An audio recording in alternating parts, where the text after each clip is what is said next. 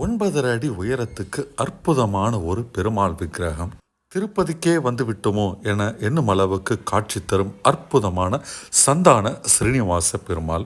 650 ஆண்டுகளாக இருந்து வரும் ஒரு அற்புதமான பெருமாளின் திருத்தலம். இந்த கோவிலின் உள்ளே வீற்றிருப்பவர் பெருமாள் மட்டுமல்ல, அந்த சந்தான ஸ்ரீனிவாச பெருமாளுக்கு துணைவியாக இருக்கும் சந்தான லக்ஷ்மி, மிக அழகாக காட்சியளிக்கும் ஆண்டாள், கோவிலின் வாசலிலே காட்சி தரும் சர்வசக்தி கணபதி, உயரமாக காட்சி தரும் வீர பக்த ஆஞ்சநேயர், ஐயப்பனும் இங்கே உண்டு, நவகிரகங்களும் இருக்கும் ஒரு திருக்கோவில்.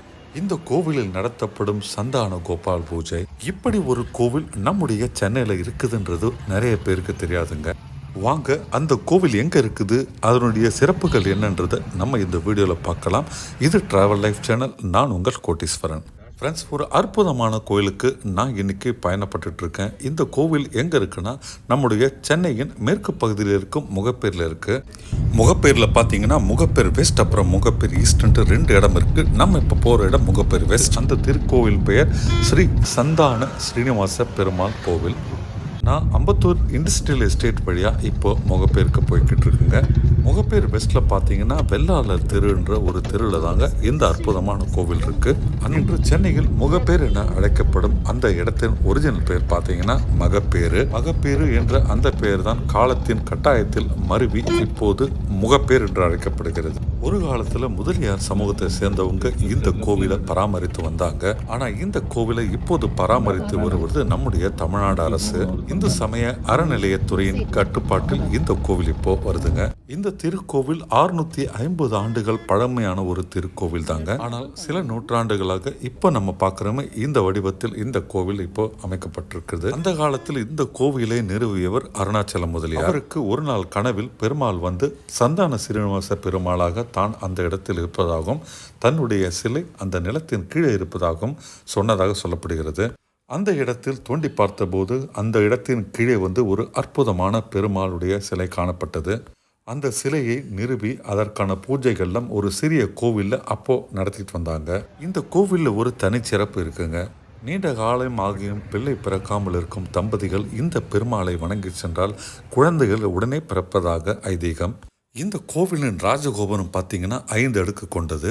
இந்த கோவிலில் இருக்கும் மூலவர் பெயர் சந்தான ஸ்ரீனிவாச பெருமாள். 9.5 அடி உயரத்தில் அவர் நின்னபடி நமக்கு கொடுக்கின்ற அந்த ஒரு தரிசனம் இருக்க எவ்வளவு சொன்னாலும் எவ்வளவு வர்ணிச்சாலும் பத்தாதுங்க. அப்படிப்பட்ட ஒரு கம்பீரம், ஆனால் அப்படிப்பட்ட ஒரு அழகு, தேஜஸ்ங்க.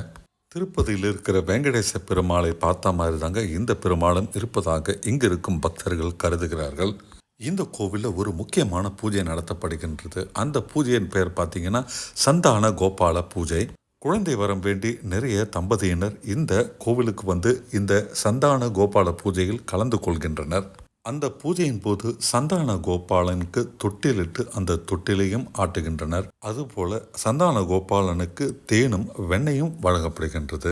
இந்த இடத்துல வந்து சந்தான கோபால ஸ்லோகம் அந்த தம்பதியினருக்கு சொல்லப்படுகின்றது.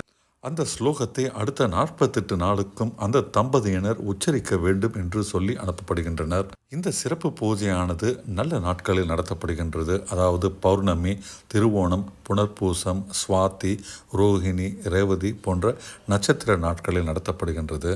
இப்போ நம்ம பார்த்துக்கிட்டு இருக்க இந்த கோவிலின் கட்டமைப்பு 19ஆம் நூற்றாண்டில் உருவாக்கப்பட்டதாக சொல்லப்படுகின்றது. இந்த திருக்கோவிலுக்கு நீங்கள் வரணும்னு நினச்சிங்கன்னா நியரஸ்ட் பஸ் ஸ்டாப் பார்த்தீங்கன்னா Ambattur industrial estate bus stop. Chennai Central, Koyambedu, Anna நகர்லேருந்து நிறைய பேருந்துகள் வந்துக்கிட்டே இருக்குங்க. இந்த கோவிலுடைய நியரஸ்ட் மெட்ரோ ட்ரெயின் பார்த்தீங்கன்னா அண்ணா நகர் திருமங்கலம் ஸ்டாப்.